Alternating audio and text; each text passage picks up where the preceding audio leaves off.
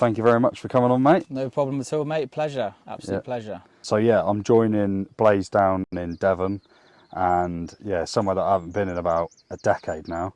But yeah, it's all established and looking lovely now, mate, isn't it? Yeah, mate, I absolutely love it down there. I mean, I remember when it was 10, 15 years ago, it was just so bare, but it's properly matured now. Everything's grown.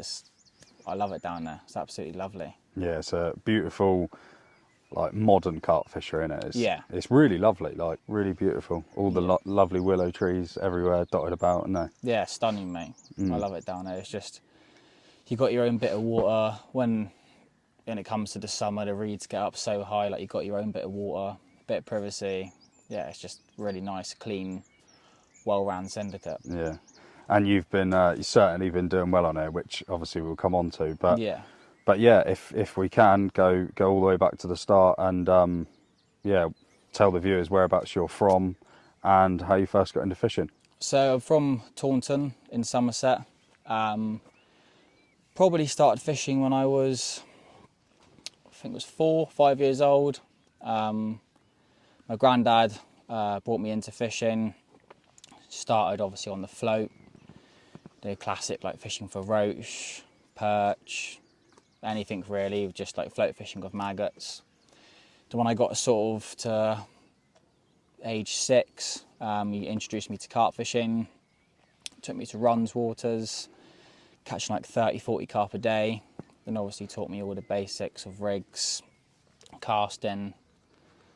And then, to be honest with you, I got quite lucky with my granddad. When I got to, I think it was 8 or 9 years old, he took me to places with big carp in. So ever since I was younger, ever since I was 8 years old, I've always fished for bigger carp, which obviously gave me the opportunity.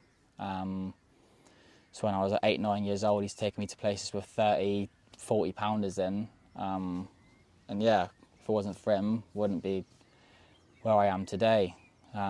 That's a proper unique start to fishing, isn't it? Yeah, mate, like it's just, that's the thing with carp fishing nowadays. There's so many places nowadays with 30 and 40 pounders in.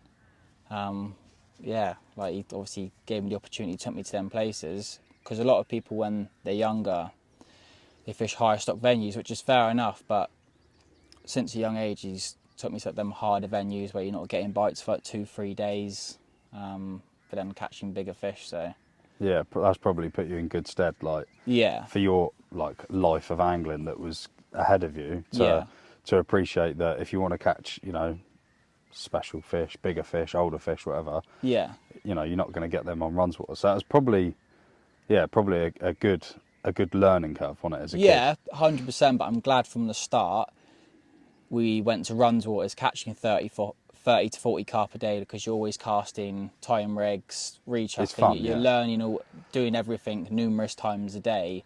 Because if you took me to them harder waters from the start and you're only rechucking the rods once a day, you're just not going to learn, are you? So do it out at the start, and he's gradually just took me to harder venues, like taught me all the basics, and then yeah, it's all gone from there really. And now you're like a proud consultant of Daiwa and your partnership with Mainline. Yeah, So it's been like a really good success story. And yeah. how old are you now, Blaise? 23 yesterday. Yeah, so yeah, still young. And I mean, I love it. Like, I massively appreciate all the consultancies from Mainline and Daiwa, which help out massively. But if it wasn't for all of that when I was younger, and for the love of carp fishing, I wouldn't have got to where I am today. and this is what we were saying just off camera, wasn't it? Like, like some of the comments and stuff like that. Sometimes it's like, not in like a chore way, but you have give this everything because you love it so much, and you like you said, you wanted to get it across that you just go fishing because you love it, and the success that's coming your way at kind of like a young age it's all quite natural and organic, isn't it? Yeah, I mean, ever since a young age, like all I've thought about is carp fishing, like, every weekend, like, and the main reasoning for it, and I want to express, is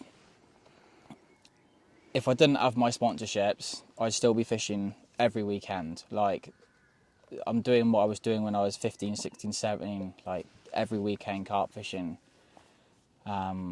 just because of my love for it. That's all I want to do. And yeah, obviously having the sponsors help out massively, but I go carp fishing because I purely just love it. I love being outside. I love the nature. Just love everything about it. It's just, such a buzz. Which is going to make it hard for us to film this podcast because you've got like a lifetime of fishing that we're going to try and cram Oh, in. mate, So. honestly, I don't know how many nights I've done on the bank, but I bet it's quite a lot. So your current fishing, obviously you're loving it here on this syndicate, aren't you? Yeah. If we go back to being a kid, because I think what impresses me most is your long range fishing, and we Yeah. said earlier, like if you're always doing short range fishing, as great as that is, Yeah. it's almost, I think it's probably a better attribute to be a long range caster because then you can obviously Do everything shorter exactly and better. yeah. But if you talk us through some of the local fishing on the big resis, Yeah. and then how you took that throughout your fishing, you know, travelling around the country and going up to Linear and places like that. Yeah, so when I was probably 16, obviously I fished for my granddad from like 4 or 5 years old all the way up to I was probably 15, 16. And from that space of like 10 years old to 16 years old, he took me to like them harder big fish venues, but they weren't necessarily long range venues. So I thought when I was 16, I just left school. Me and my mate James Floyd started going to the reservoirs, fishing at long range, you know, 3 rods on a spot, and that's how I learned. You know, we started like 25 wraps and 30 wraps, 35 wraps, and just gradually done that every weekend for like 2-3 years solid, like 15 all the way up to 18, 19 years old.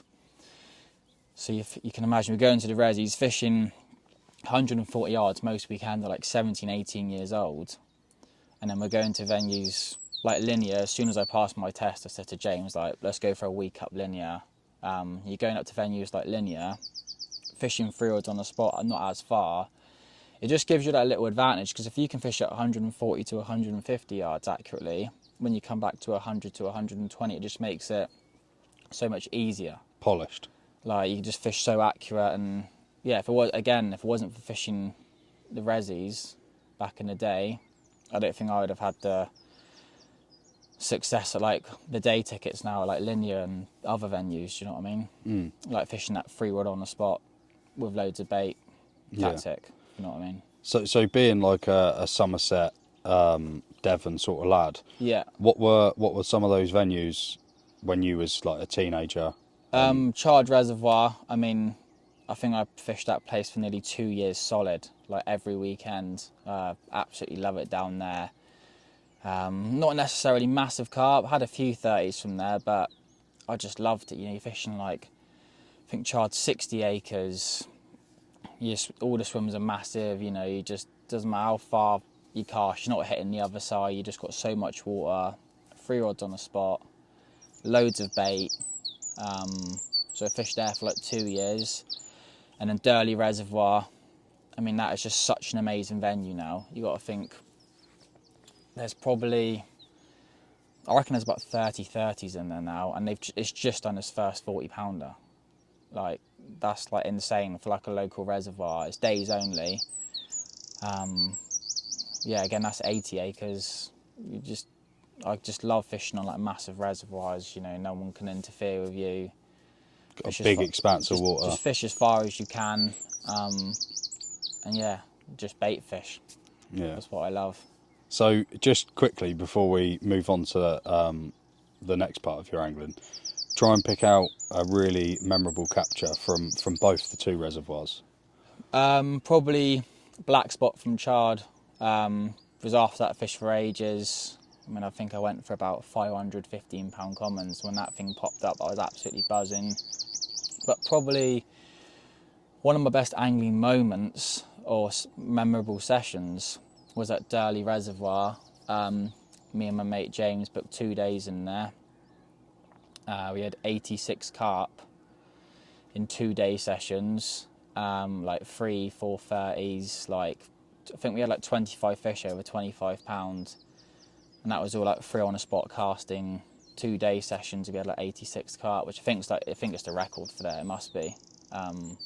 Yeah, just like most 2 insane days. I mean, an average day at Durley is probably 6 carps a good day session there, and we must have just timed it right in May. We had a massive storm come in for 2 days, and we just timed it to perfection, and just had the most amazing 2 days fishing. Yeah, I think like those storms in May on a big reservoir. Yeah. Like I think I've said to you before, like Yeah. one of my favourite sessions from one of those reservoirs was on like a big storm, and then Yeah. you know, yeah, There's just something about being on like a massive expanse of water. You get like a massive wind coming in, loads of rain, and you're out in your waders, in your waterproofs, getting the bait out. Like, yeah, it's a buzz, isn't it? mate, and resi carp, they just love like that sort of massive weather changes, and they just, the more bait you put out, you're just getting through the numbers, and yeah, it's so good. Like, I do love. I need to go back to it. Like where I've gone, we'll talk about in a minute. Like where I'm on, obviously here at the moment. I went to other day tickets after that, but I just missed the resi days, to be honest with you. So I think it'd be nice to go back down memory lane soon and start fishing Durley and Chard now and again, because it's definitely good to go back to them venues to keep doing that style of fishing. Because I think you can step away from them venues, fish short range for such a while, or such a long time, and then when you go back to it, you're a bit, not necessarily rusty, but you just it's nice to do it now and again. Yeah, for keep many in tune reasons. with it all. Yeah. Yeah, because obviously, like with this place, for example, you've got the 2 lakes. So tell us how big this lake is. So the main lake here is 10 acres. You've got obviously an island down the middle, fish it from both sides. The furthest chuck's probably 28 wraps. And then, lucky enough, there's 2 lakes on there. They've got a 3 acre as well, which obviously was 3 acres, so it's all like in the edge, little traps. But both lakes, just amazing stock of carp. I think 10 acres got 140 carp in, maybe 150. Looking at 150 pounder for definite, if not 2. Like probably 20-40 pounders at the right time of year. And like I think it's like probably 50-60 30s, if not more. I don't even know the exact number, there's so many in here.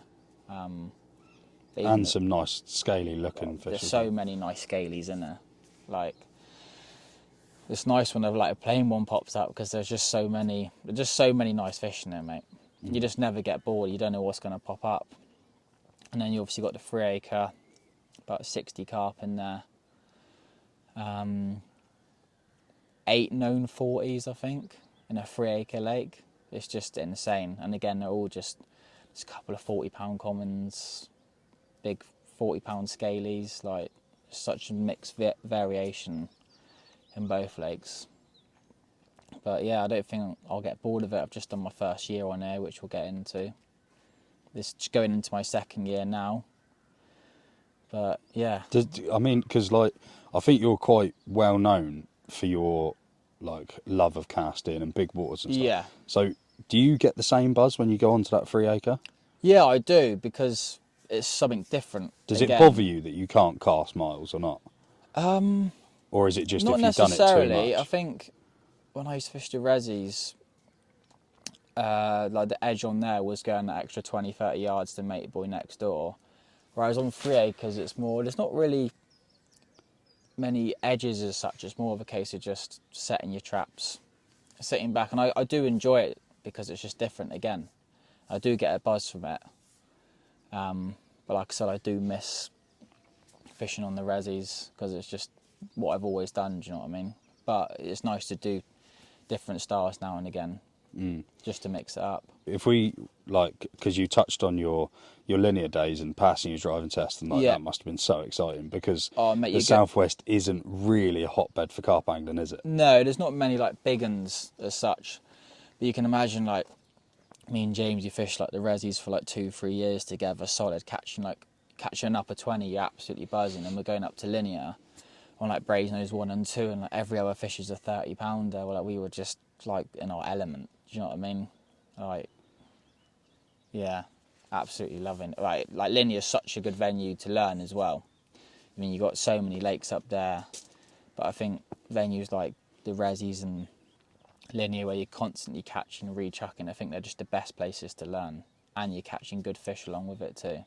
And imagine like going there to Linear, potentially not really realising it when you both first went up there, but the advantage that you both would have had Yeah. over a lot of the anglers because of your long range spot fishing over bait. You would have gone there like Yeah. two well-oiled machines, and I mean, you've got to think the average carp angler probably fishes like anywhere from probably 70 to 100 yards up Linear.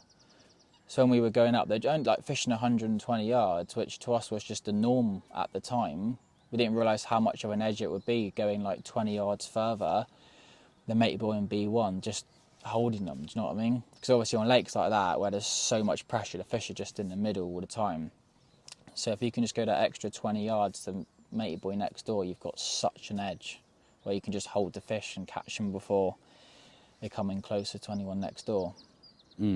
So what would you say was like the next phase of your fishing after like Linear and like moving on from that? What would you say was what came next? Orchid. Yeah. Obviously I fished like the Resis and I fished fished all the Linears. Nothing against the things, I absolutely love them, but there's a lot of carp in them. And I just wanted to go to a venue that would give me, you could say, like a challenge, something a little bit different, like a bit lower stock. Older carp. Older, like nicer carp. Not that they're not nice at Linear, but you know what, like I wanted to give myself a challenge where you're not catching 5-10 fish a day. Do you know what I mean? It's somewhere you can get your head stuck into, and just fish for like a lower stock with nicer carp, older carp. Yeah. Just something different, really. Not just going up to Linear and just fishing 3-rods on a spot. Okay, so like Orchid, I learned again another different style of angling on there completely. Like you're finding your spots, fishing in the weed, fishing for trickier, older carp. But that's nothing against like the other venues. It just is what it is. Yeah. So what age were you when you went up there? How far after Linear was that? Probably when I was like 19, 20, I started going to Orchid.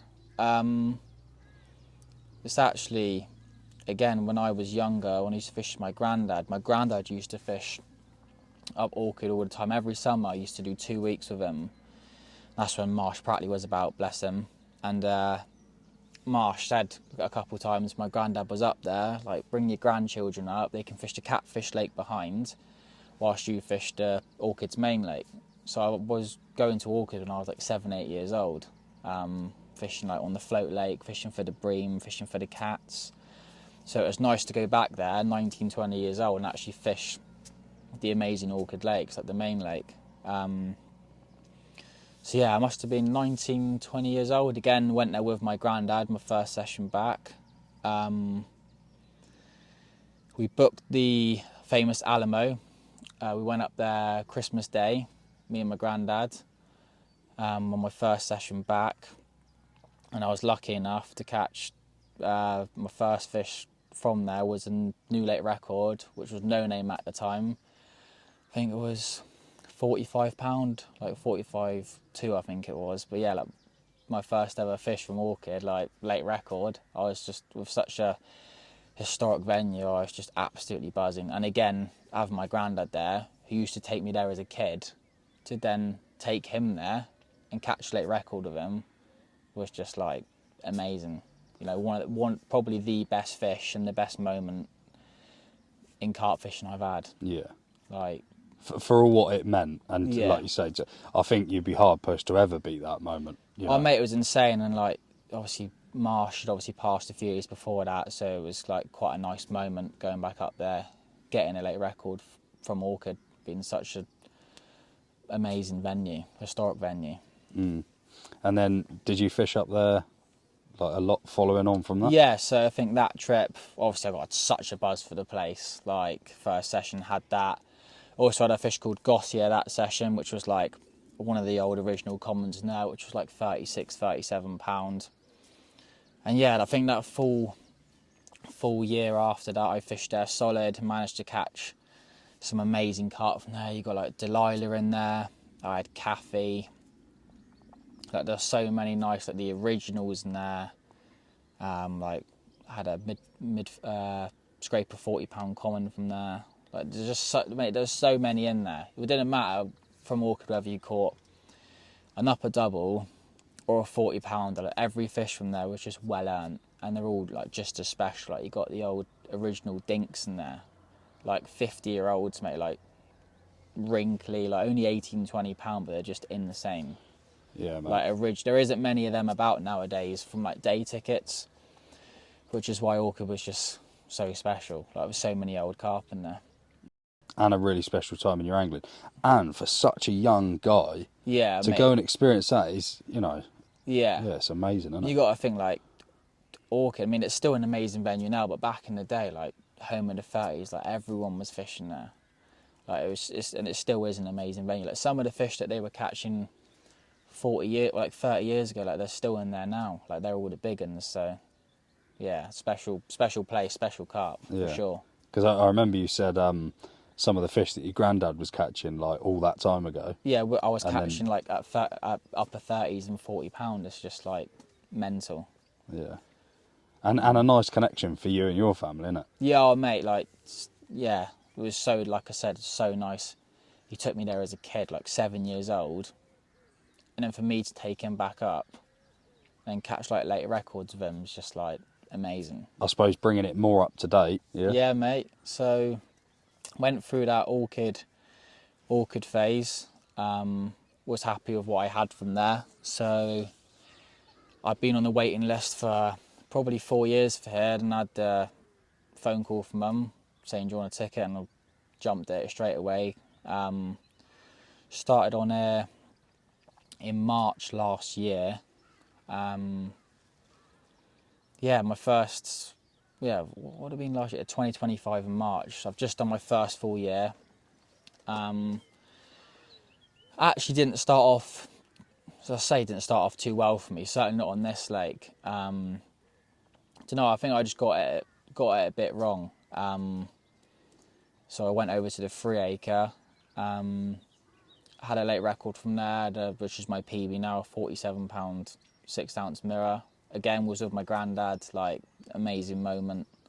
Tell us the tale of that, because obviously it's such a special fish.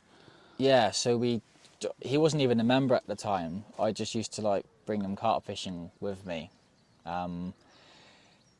And we just set up over there on some fish, and literally it was only my third fish from there that session. Like amazing battle, had it on for ages. Like my granddad's there, netted it for me, and he's like, mate, it's the big one. Again, a special moment. I'll put some photos over the top now with me and my granddad with it. Just, yeah, another late record with my granddad. It's just insane, mate. Like such special memories. So yeah, I got quite lucky with that lake, and I sort of left it to it when I had the big one from there so early. I thought I'll come over on here for like mid-April. Yeah, I did a few sessions on there, and I got a little bit wrong. I fished quite slow last year, early spring. So just sort of kept things minimal. Managed to nick a few early on. Still had some nice 30-pounders. And then in May last year, bang on a year ago today, my birthday session, had an amazing session. I had 13 fish, including one of my targets, which was a zip linear at 41 pounds. Don't know where last summer, carried on fishing it after spawning, had a few more of my targets, and then went back over on the 3 acre for winter. There's like so many like sessions to talk about. I'll obviously overlay all the photos, but like you said earlier, it's so nice to go from, well, firstly for it to be so local, but to be able to turn up here and you got the choice of 2 lakes. But yeah, I guess why you kind of left that lake after catching a bit is because you kind of wanted it to be a bit of a winter water, wasn't it? yeah, because obviously we all know what carp fishing are like in winter. They can always like huddle up, be hard to catch, don't want to eat. It's such a nice little 3-acre lake. You're never like a million miles away from it. Don't get me wrong, it can be really hard on there. You know what small waters are like. They can be harder to catch than lakes that are bigger. Do you know what I mean? They're just a lot more warier, a lot more rig shy, aren't they? But had some good winter sessions on there. Had a PB common from there this winter actually, a 42 pound 12 common. Had some lovely other backup fish. Had a nice 37 pounder, which was another one of my targets out of there. And yeah, it's just nice coming down here because my granddad's actually got he's on here as well now, so just so nice. Where I used to fish with him when I was younger, so now fishing with him again on the same syndicate as him. What lake does he prefer? To be honest with you, he does prefer the 3-acre. He shows me up on there, if anything, bless him. But yeah, he prefers the 3-acre, I think. But he does well out of both the lakes. He taught me back then, but I'm teaching him things now. I'm teaching him the ways, but yeah, it's nice fishing with him again now. Right, hopefully I'm back in the same position. We just had a absolute downpour. The heavens opened up and we had to jump in the bivvy and keep the cameras dry. But yeah, we're back on track now. So yeah, if you can just explain to us, obviously you've spoke about going on to the 3-acre lake for the winter. Yeah. And obviously done quite well. Yeah. And yeah, now we're pretty much up to date with being back over on the 10-acre now that it's spring. Yeah, so I did November, December, January, February on the 3-acre. Decided to come back over in March. Yeah, both lakes fish really slow in the winter, like really, really slow. But for some reason the 10-acre just switches off like so hard to get bites. But in March there was a bit of mild weather, so I thought, why not? Gonna come on here for a weekend. And yeah, paid off. Ended up having 7 fish. Another one of my targets had a 40 pounder. Fish called Baby Anchor. Like such cool fish, like little dink in the back, tiny little tail, like floppy tail, like proper cool fish. Couple backup 30s, 36 common, 35 linear. Yeah, some real nice carp. After that session, I think I went up to linear for a few weeks on the bounce. I didn't actually end up coming back till the first weekend of April, and everything just felt right from the second I got here. Turned up, found the fish right on the end of a southwesterly, and yeah, that session managed to land 14 carp, which was just mental. Sounds really ungrateful, but I had my first 10 fish I caught. The biggest was 36 pounds, just still like an amazing carp. Like they're all lovely, like some nice 32s, 33s, scraper 30s, a couple of upper 20s. But I was just like, this is one of them big girls that's got to pop up soon because I was going through so many. And then my next 4 bites were all 40 pounders. So it was a repeat. I had a 43 pound linear, which is the fish that I caught last May, a 41 pound. Then I had a fish, it's not even a named one. It was like a scraper 40, I think it was like 40 pound too. Then I had one of my main targets, which was the Starburst Lin at 44 pound. And then after that I caught Anchor at 47 pound, which was just like, it was like top 3 for me. Like such a cool fish, like such a cool shape, dink back, floppy tail, like just proper nice carp. So yeah, I was absolutely buzzing with that trip. To be honest with you, spring was like made for me then, like to catch 2 of my targets with a load of backup fish. I was absolutely buzzing. But again, come back 2 weeks after that, the Thursday to Sunday session, jumped on the end of a northeasterly actually. Ended up having 10 fish. Say no big uns. I had 3 38 pounders and a couple of other backup 30s and 20s. All real nice fish, a couple of dark ones, a couple of linears and the scalies. And that pretty much brings us up to our session now. I've been here 2 nights. Had nothing the first night, had 4 fish last night, and managed to land one of my other targets, a fish called Peaches, at a 44 pound too. Again, which was just a lovely big old linear. So yeah, it's been a pretty amazing spring. I think it's 37 bites since March.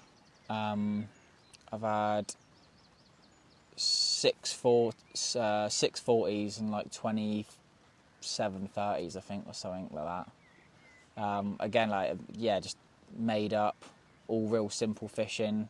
But yeah, glad I've put the time in, and definitely got it right this spring compared to what I had caught last spring for sure on this lake. Brilliant stuff, mate. Yeah, thank you very much for today. No, that's all right, mate. No problem at all. Yeah, I hope you keep fishing, keep smashing it. Yeah.